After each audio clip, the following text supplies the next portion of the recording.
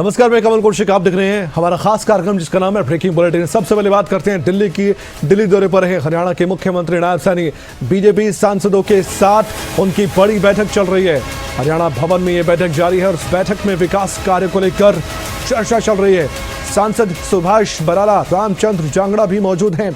राज्यसभा सांसद रेखा शर्मा, सांसद नवीन जिंदल भी मौजूद है। केंद्रीय राज्य मंत्री राव इंद्रजीत सिंह भी इस बैठक का हिस्सा है। यानी कि सभी सांसद यहां पर पहुंचे हैं। मैंने कुछ एक नाम लिए हैं, बाकी सांसद भी इस बैठक का हिस्सा हैं। तस्वीरें आपके सामने हैं, आप देख सकते हैं। दिल्ली से सीधी तस्वीर है जहां पर दिग्गज सांसद पहुंचे हैं, अपनी बात को रखेंगे हरियाणा के विषयों को लेकर और केंद्रीय स्तर के मुद्दों को लेकर, क्योंकि संसद में भी सत्र चल रहा है। मानसून सत्र को लेकर भी चर्चा हो सकती है, लेकिन मेन फोकस है हरियाणा के विषयों को लेकर।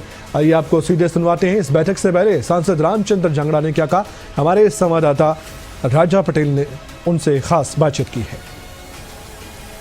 राज्यसभा सांसद रामचंद्र जांगड़ा जी हमारे साथ मौजूद हैं। सर, आज लंच पर चर्चा मुख्यमंत्री नायब सिंह सैनी करने जा रहे हैं। सर, क्या कुछ रूपरेखा प्रदेश को लेकर बनेगी? मुख्यमंत्री जी ने संदेशा दिया है कि कोई भी सांसद चाहे अपने इलाके की, प्रदेश की, कोई अपनी निजी अगर कोई भी बात है तो मुख्यमंत्री जी से, और ये सामान्यतः शिष्टाचार बस हमेशा ही जब भी हरियाणा भवन आते हैं तो बुलाते हैं। अब जैसी चर्चाएं होंगी वो तो उसके चर्चा के बाद को लेकर भी आपके इलाके में चर्चा होगी। सर, जो क्षेत्र हैं हरियाणा में किस तरीके से तेज विकास? हरियाणा में 2014 के बाद से विकास की गंगा बह रही है। लगातार विकास कार्य मनोहर लाल जी के समय में भी इसी प्रकार हो रहे थे और अभी हमारे माननीय मुख्यमंत्री नायब सिंह सैनी जी के नेतृत्व में पूरे हरियाणा में बिना किसी भेदभाव के विकास कार्य तीव्र गति से चालू हैं। चाहे वो शिक्षा के क्षेत्र में, चाहे वो सड़कों का मामला हो, चाहे वो स्वास्थ्य का मामला हो, हर लिहाज से, जन स्वास्थ्य का मामला हो, हर लिहाज से पूरे प्रदेश में विकास कार्य। तो धन्यवाद खबर अभी तक से बातचीत करने के लिए। तो ये थे रामचंद्र जांगड़ा जो कि मुख्यमंत्री नायब सिंह सैनी की बैठक में पहुंचे हैं और विकास कार्य को लेकर ये चर्चा लगातार जारी है। मेरे सहयोगी निहाल के साथ राजा पटेल, दिल्ली। खबरें अभी तक। आइए अब शुरुआत करते हैं ब्रेकिंग बुलेटिन की। एक खबर जो आपके लिए जानना जरूरी है। शुरुआत एनडीए की बैठक से। चलिए, इससे पहले हम जिस खबर की चर्चा कर रहे थे, मेरी टीम कह रही है कि उस खबर पर हम आए, लेकिन दिल्ली की बैठक हो रही है, एनडीए की बैठक हो रही है, उस खबर के बारे में भी हम आपसे बातचीत कर लेते हैं। एनडीए बैठक में मूल मंत्र क्या दिया गया है, इसकी चर्चा करते हैं। दरअसल दिल्ली में एनडीए संसदीय दल की बैठक बुलाई गई है। संसद भवन परिसर में बैठक हुई है। ऑपरेशन सिंदूर, ऑपरेशन महादेव की सफलता पर चर्चा हुई है। इसी बैठक में प्रधानमंत्री मोदी का भी सम्मान किया गया है। रक्षा मंत्री राजनाथ सिंह ने पीएम मोदी को हार पहनाया।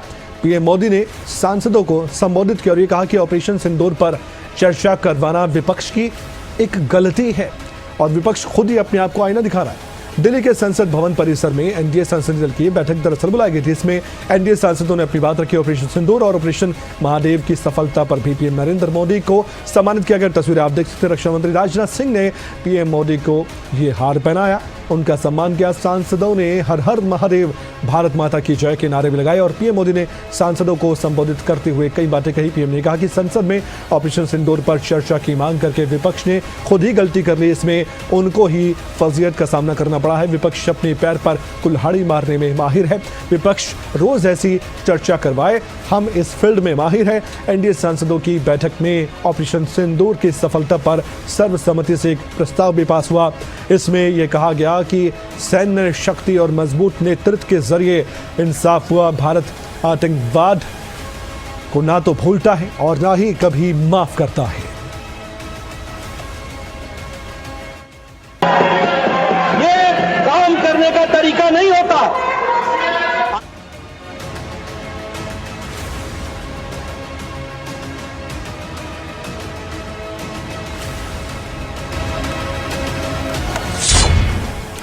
अब बात करेंगे सत्र की, जिसमें सिर्फ हंगामा ही हंगामा नजर आ रहा है। संसद का मानसून सत्र चल रहा है, 12वां दिन था। विपक्ष का एसआईआर के मसले पर फिर से विरोध देखने को मिला। हंगामे के चलते कार्यवाही को स्थगित करना पड़ा। दोनों सदन 2 बजे तक के लिए स्थगित किए गए हैं। राज्यसभा में विपक्ष पर जेपी नड्डा भड़कते नजर आए। उन्होंने कहा कि 40 साल से ज्यादा विपक्ष में रहा हूं और मेरे से ट्यूशन ले लो, जेपी नड्डा कहते नजर आए। विपक्ष को बड़ी नसीहत और तंज कसते हुए नजर आए बीजेपी के राष्ट्रीय अध्यक्ष और स्वास्थ्य मंत्री जेपी नड्डा। ये काम करने का तरीका नहीं होता। आप, मैंने कई बार कहा, ओ मैडम, मैडम जी सुन लीजिए, मैंने इन लोगों को कई बार कहा 40 साल से ज्यादा ऑपोजिशन में रहा हूं, कुछ मेरे से ट्यूशन ले लो, मैं बता दूंगा ऑपोजिशन कैसे करना आता है। अभी नए नए हो, अभी तो 10 ही साल हुए हैं, अभी तो 10 ही साल हुए हैं। माननीय अध्यक्ष महोदय, एक विवरण सभा पटल पर रख दिया गया है। माननीय सदस्य, honourable speaker sir, will the Minister of Agriculture and Farmers Welfare may be pleased to state the details of the schemes providing subsidies and other benefits available to the farmer, the instances of suicides by the farmers in the country and the steps taken to address the issue. The details of the direct benefit scheme made to the farmers include the Kisan Samman Nidhi. The details of the measures taken for welfare of the farmers, more particularly in the state of Telangana.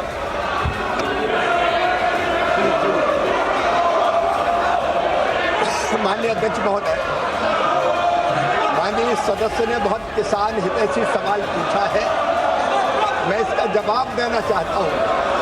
ये सवाल किसानों के व्यापक हितों से संबंधित है।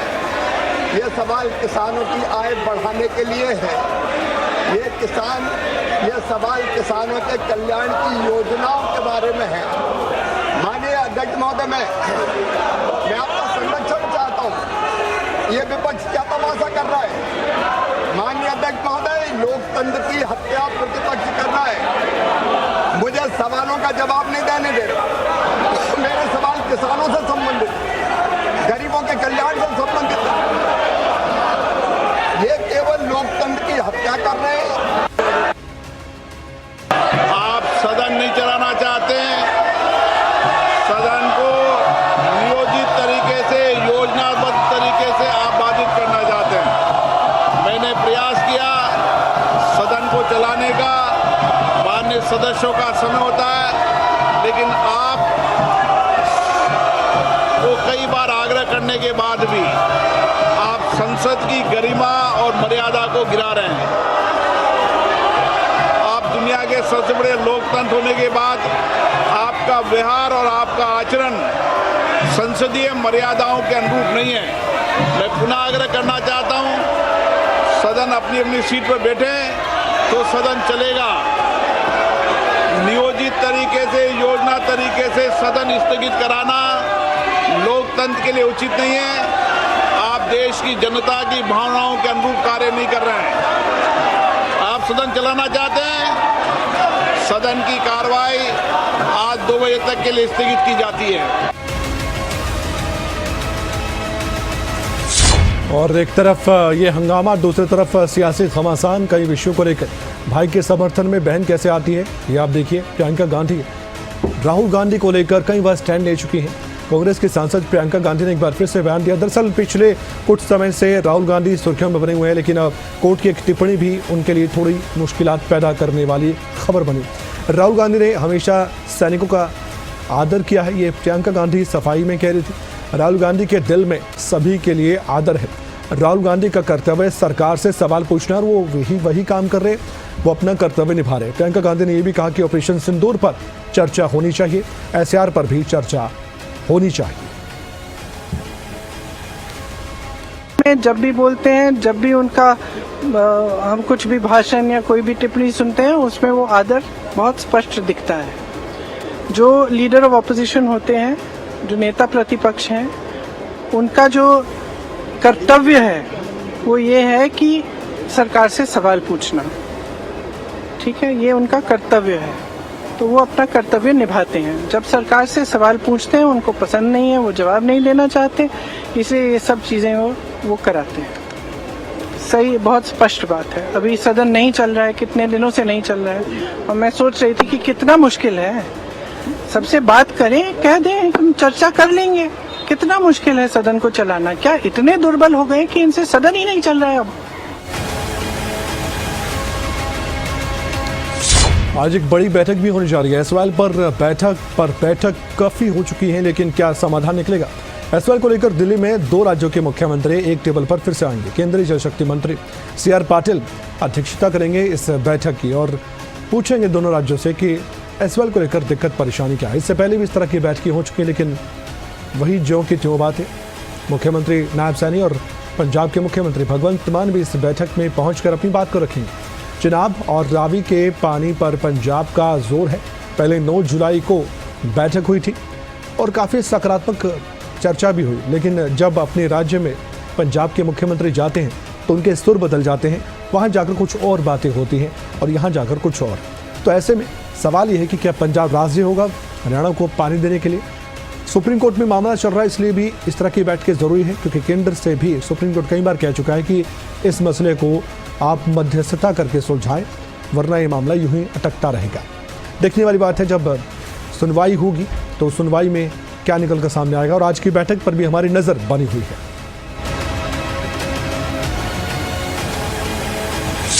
और माने सर चुनाव संपन्न हो चुके हैं। दरअसल सीनियर डिप्टी मेयर और डिप्टी मेयर के चुनाव थे। मानेसर में सीनियर और डिप्टी मेयर तय हो चुके हैं।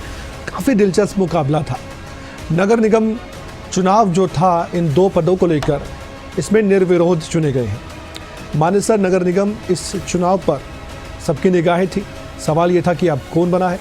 Praveen Yadav senior deputy mayor बन चुके हैं, जबकि रीमा दीपक चौहान डिप्टी मेयर बनी है। अब सवाल ये है कि ये सब कुछ कैसे हुआ। दरअसल पहले से ही ये बातें लग रही थी कि निर्विरोध चयन होगा और जो नामांकन करने के लिए उतरेंगे कैंडिडेट उनको निर्विरोध चुना जाएगा। 8 पार्षद बताए गए हैं कि जो कि नदारद रहे हैं। क्यों और कैसे, सवाल बड़ा है। 12 पार्षद पहुंचे, वो भी सिक्योरिटी के साथ पहुंचे।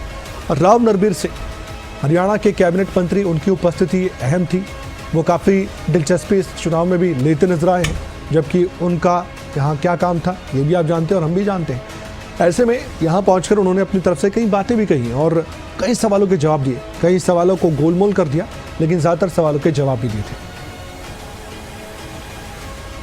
आज कुल 12 ही पार्षद आए, बाकी नहीं आ पाए। और जब 4-5 महीना पहले मेयर का चुनाव और पार्षदों का चुनाव हुआ तो मेयर के चुनाव में भारतीय जनता पार्टी मानेसर नगर निगम का चुनाव हार गई। आज सीनियर डिप्टी मेयर और डिप्टी मेयर के चुनाव हुए और भारतीय जनता पार्टी ने दोनों पदों पर जीत हासिल की है। Praveen Yadav senior deputy mayor ward number 12 गांव मानेसर से निर्विरोध निर्वाचित हुए हैं और रीमा दीपक चौहान वार्ड नंबर 2 हरसरू गांव से निर्विरोध डिप्टी मेयर के लिए चुनी गई।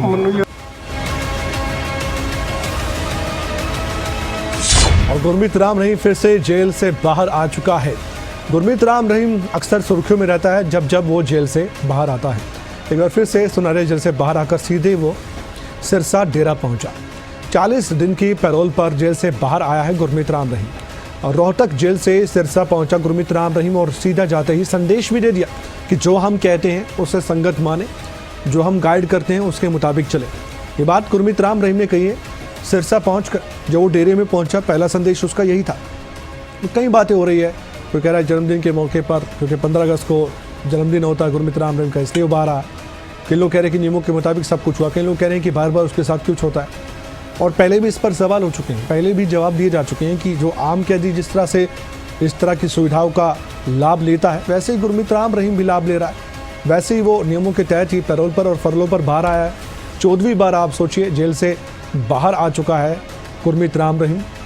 7वीं यौन शोषण मामले में भी दोषी करार दिया गया था। और इससे पहले हम आपको बता दें कि 9 अप्रैल वो दिन था जिस दिन 21 दिन की उसको फरलो मिली। उस दिन भी वो बाहर आया और फिर गुरमीत राम रहीम बाहर आकर अपने काम करने लगा, यानी कि संघर्ष से संपर्क में आ गया और वहाँ भी संदेश देता नजर आया। लेकिन अपनी सज़ा वो जेल में काट रहा है। अब तक अगर देखा जाए तो 13 बार पैरोल मिल चुकी है और फरलो भी मिल चुकी है और 14वीं बार जेल से बाहर आया है गुरमीत राम रहीम। किस तरह से सिक्योरिटी हाई थी और काफिला आप देख सकते हैं किस तरह से गुरमीत राम रहीम को लेकर जा रहा था सिरसा की तरफ, क्योंकि सिक्योरिटी बहुत ज़रूरी है। गुरमीत राम रहीम एक ऐसा हाई प्रोफाइल कैदी है जो कि जेल में बंद है और जब वो बाहर आ रहा है तो उसकी सुरक्षा की जिम्मेदारी भी पुलिस प्रशासन को और जेल विभाग को भी लेनी होगी।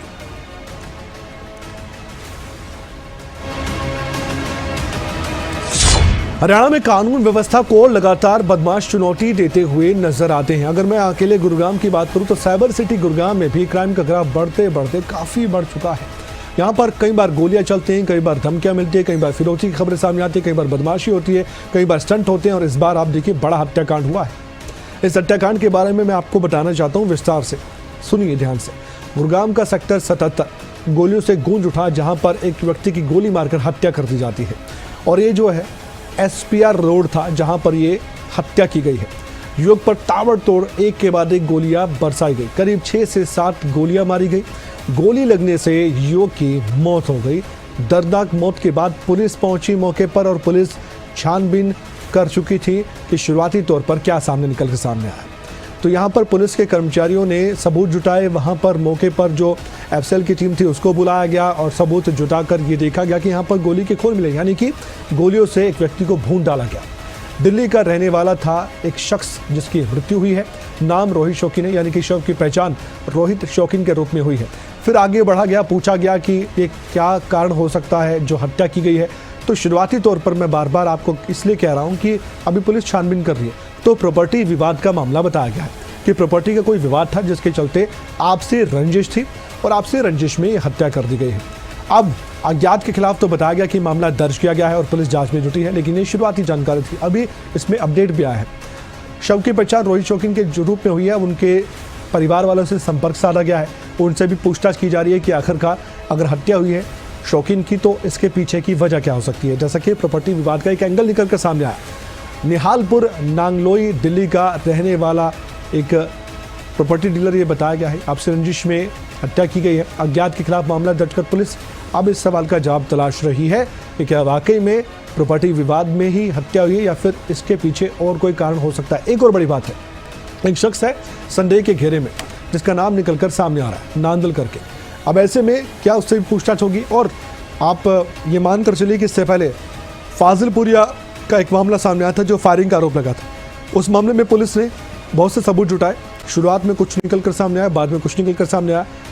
तो क्या ये वारदातें जो बढ़ रही हैं, कहीं ना कहीं इन वारदातों के पीछे कोई एक शख्स या कोई गैंगस्टर है? खैर ये सवाल है, अभी जल्दबाजी में कुछ भी कहना सही नहीं होगा। पुलिस अपना काम कर रही है। पुलिस अगर इस पर जानकारी दे प्रेस कॉन्फ्रेंस के माध्यम से तो ही बेहतर है।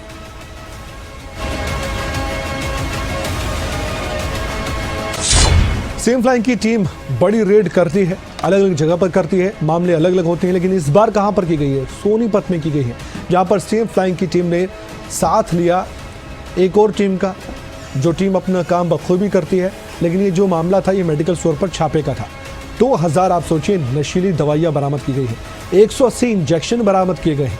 सीएम फ्लाइंग की टीम ने ड्रग्स विभाग के साथ मिलकर ये संयुक्त यानी कि ज्वाइंट ऑपरेशन कह लीजिए या ज्वाइंट कार्रवाई कह लीजिए, इसको अंजाम दिया है। और आप तस्वीरों में देख सकते हैं सील कर दिया गया है सीधा इस मेडिकल स्टोर को। सबसे पहले तो इस मेडिकल स्टोर पर यह टीम पहुंची, यहाँ पर अधिकारी आए, उन्होंने जांचा परखा, फिर सभी दवाइयों को देखा और फिर पता चला कि 2000 नशीली दवाइयाँ यहाँ पर थी।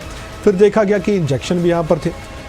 अब यहाँ पर सवाल ये था कि नशीली दवाइयों का काम मेडिकल स्टोर पर क्या है, होता क्या है? शिकायत की जाती है, शिकायत के आधार पर फिर पुलिस एक टीम गठित करती है और सीएम फ्लाइंग की टीम अपना काम करती है। पुलिस की टीम में से सदस्य लिए जाते हैं, फिर वो सदस्य एक टीम बनकर काम करते हैं। फिर जिससे संबंधित के मामला होता है उस टीम को साथ में लिया जाता है, फिर वहाँ पर पहुँचा जाता है जिसकी शिकायत होती है और ये अचानक से होता है सब कुछ। फिर जो शिकायतें होती है उसके आधार पर कार्रवाई को अमल में लाया जाता है और फिर यहाँ पर जैसे कि आप देख सकते हैं एक एक करके इस टीम ने नशीली दवाइयों को बरामद किया है। ड्रग्स टीम ने मेडिकल स्टोर को जैसे कि आप देख सकते हैं तस्वीरों में सील भी कर दिया और क्या कुछ कहा इसके बाद टीम के सदस्यों की जुबानी आपको बता दें। ये एक सीएम फ्लाइंग के साथ Haryana medical store old DC road पे एक रेड की गई थी, जिसमें उनके पास से एविल इंजेक्शंस और टैबलेट मिले हैं और अभी मौके पर वो यहाँ से एब्सकॉन्ड हो गए प्रोप्राइटर के लोग। तो स्टोर को सील किया गया है क्योंकि सूचना ये थी कि ये लोग मिसयूज़ कर रहे हैं इंजेक्शन। लगभग 2000 के आसपास गोलियां मिली हैं और इंजेक्शन मिले हैं 180 के आसपास। जी हाँ, अपराधियों को लंगड़ा किया जा रहा है, यानी कि उनको वो सबक सिखाया जा रहा है जो ज़रूरी था। मुरादाबाद का एक ऐसा मामला सामने आया है जिसने यूपी पुलिस की तारीफों के पुल बांध दिए हैं। ऑपरेशन लंगड़ा के तहत पुलिस ने अपनी कार्रवाई को अंजाम दिया है। दरअसल एक शख्स था जिसका नाम आदिल था। वो महिलाओं से अक्सर छेड़छाड़ किया करता था, गली में जाता था, किसी भी महिला को अपना शिकार बनाता था। बाकायदा कई सीसीटीवी फुटेज सामने आए, लेकिन उसके बाद इसका हाल आपके सामने है। ये आरोपी जो कि इस तरह की कार्रवाई करता था, यानी कि ऐसी वारदातें करता था जो महिलाओं से संबंधित थी, महिलाओं की इज्जत से खिलवाड़ किया करता था, इस आरोपी को पुलिस ने धर दबोचा। सबसे पहले इस सीसीटीवी को देखिए, इसके क्या कारनामे थे, किस तरीके से ये महिलाओं को परेशान करता था, ये सीसीटीवी फुटेज आपको बता रहा है। इसमें ये शख्स भागता था, महिलाओं का पीछा करता था, देखता था कि आसपास कोई है कि नहीं है। सुनसान गलियों में महिलाओं का पीछा करते हुए सीधे महिलाओं पर धावा बोल देता था और उनसे छेड़छाड़ किया करता था, उनको परेशान करता था, यौन उत्पीड़न करता था। और ऐसे मामले एक दो नहीं, काफ़ी सामने आ चुके थे। सीसीटीवी फुटेज भी काफ़ी वायरल हुए। सोशल मीडिया पर लोग पूछ रहे थे कि बदतमीज़ लोग कौन है, ये शख्स कौन है, ये अपराधी कौन है जिसे कानून का खौफ नहीं है। फिर उसके बाद क्या हुआ, पुलिस ने छानबीन की और एक जगह पुलिस चेकिंग कर रही थी। चेकिंग करते हुए एक संदिग्ध व्यक्ति मिला। अब संदिग्ध व्यक्ति को पुलिस ने पकड़ लिया पूछताछ की, लेकिन वो भागने लगा। भागते भागते उसने पुलिस पर ही फायरिंग करने की कोशिश की।